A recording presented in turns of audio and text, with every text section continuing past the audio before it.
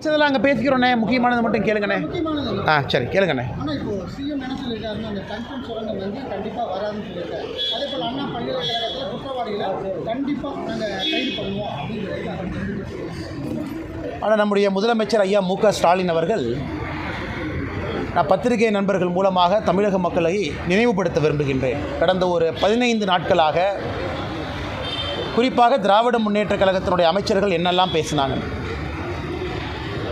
ஆரம்பத்தில் திராவிட முன்னேற்றக் கழகத்தினுடைய 2ஆம் கட்ட தலைவர்கள் என்ன சொன்னாங்கன்னா, அந்த ஞானசேகரன் திராவிட முன்னேற்றக் கழகத்திலே கிடையவே கிடையாது, யாருன்னே தெரியாது. இதை அமைச்சர் ரகுபதி அவர்களே சொன்னாங்க, நிச்சயமாக திமுக இல்லை, எங்களுக்கு தெரியவே தெரியாது. ஆனால் இன்றைக்கி சட்டப்பேரவையில் முதலமைச்சர் அவர்கள் பொய் சொன்னால் அது பிரச்சனையாக முடிந்துவிடும் என்பதற்காக கட்சியினுடைய அனுதாபின்னு ஒரு வார்த்தையை போட்டு தப்பிச்சுக்க பார்க்குறார். கட்சியினுடைய அனுதாபின்னு சொன்னால் நாளைக்கு தலைவர்னு வந்தாலும் கட்சியில் இருந்தாங்க, பொறுப்பில் இருந்தாங்கன்னு சொன்னாலும் தப்பிச்சுக்கலாம்.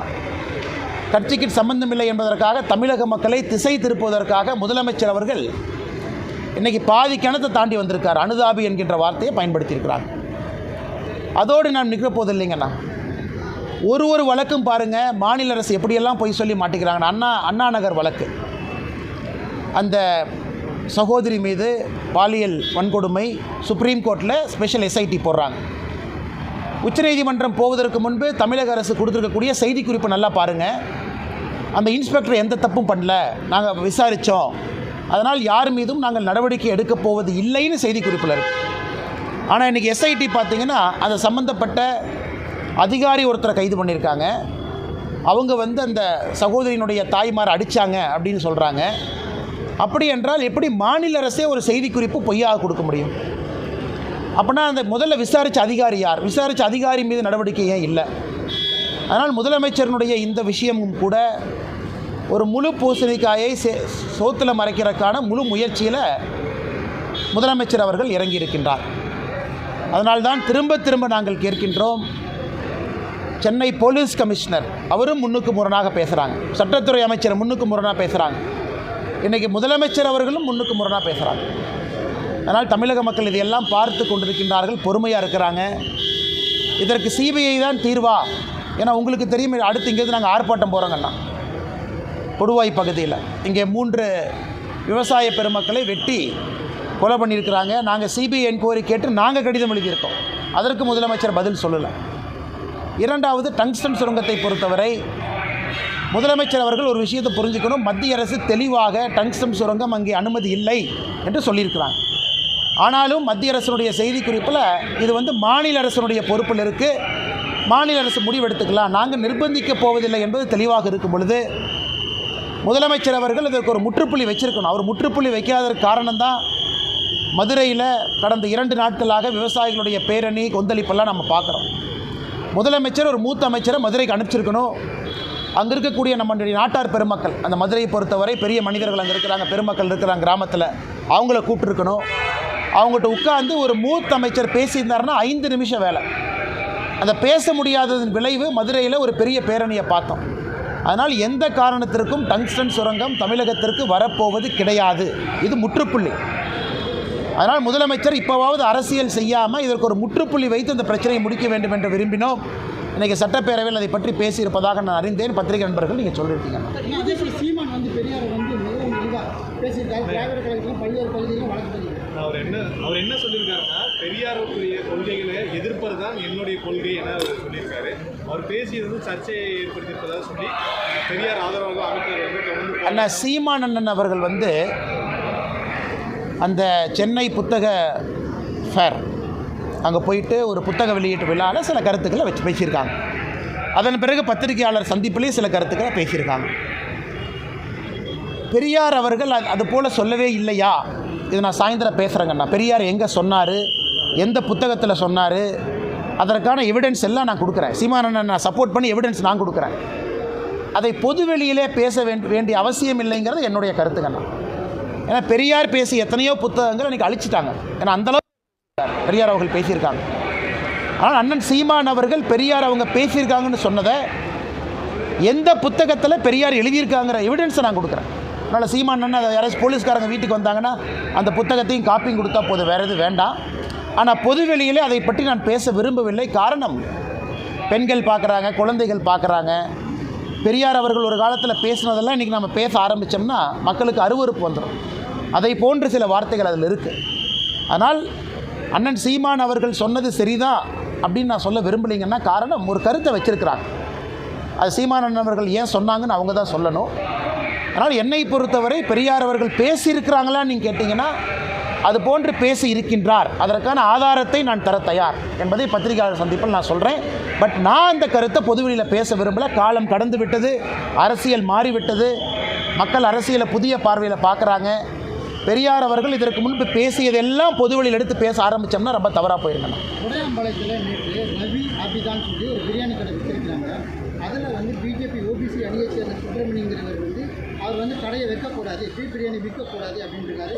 ஊர் கட்டுப்பாடு அப்படின்னு சொல்லியிருக்காங்க. அவங்க வந்து மாநகர காவல் ஆணையர் அலுவலகத்தில் இன்றைக்கி புகார் கொடுத்துருக்காங்க. இதை பற்றி உங்களுக்கு பாதுகாப்பு வேண்டும், அந்த ஊரில் ஜாதி பிரச்சனை அதிகமாக இருக்குது,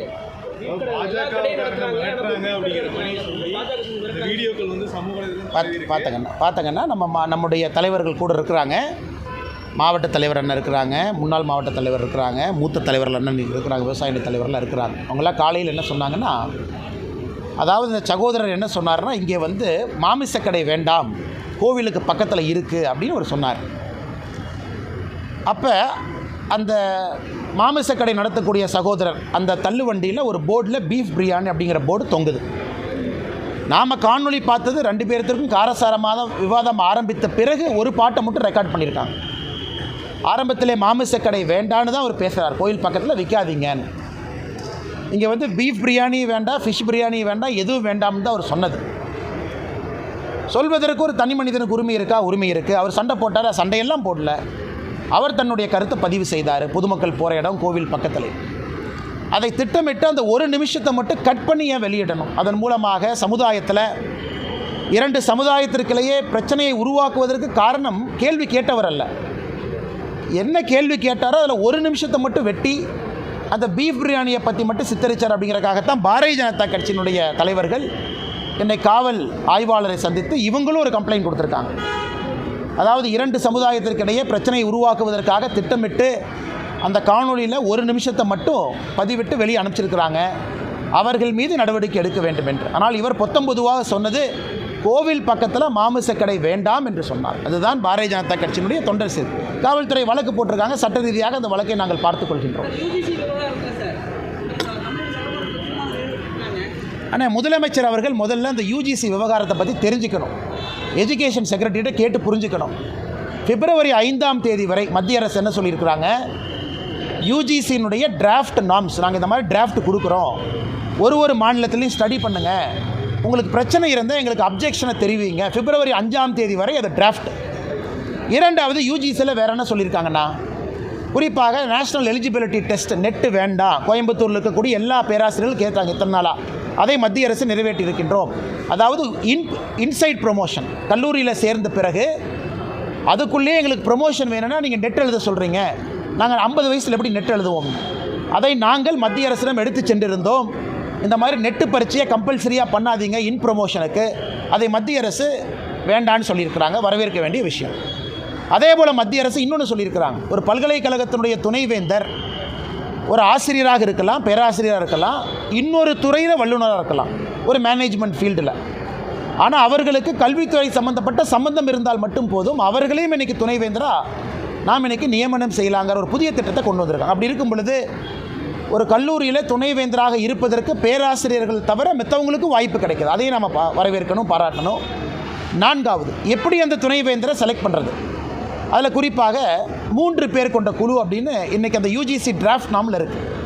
ஒன்று யூஜிசியினுடைய நாமினி, இன்னொன்று பல்கலைக்கழகத்தினுடைய செனேட் நாமினி, 3வது கவர்னருடைய நாமினி. இந்த 3 பேர் கொண்ட குழு.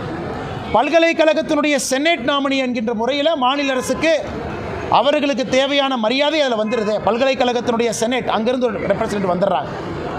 யூஜிசி நாமினி, ஏன்னா நாம்ஸ் எல்லாம் சரியாக மெயின்டைன் பண்ணணும். அது உச்சநீதிமன்றத்தினுடைய பல தீர்ப்புகள் இருக்குது. துணைவேந்தர் நியமனத்தில் யூஜிசி நாமினி இருக்கணும், அவங்களும் வந்துடுறாங்க. ஆளுநர் தான் சான்சலராக இருக்காங்க, அதனால் ஆளுநர் வந்துடுறாங்க.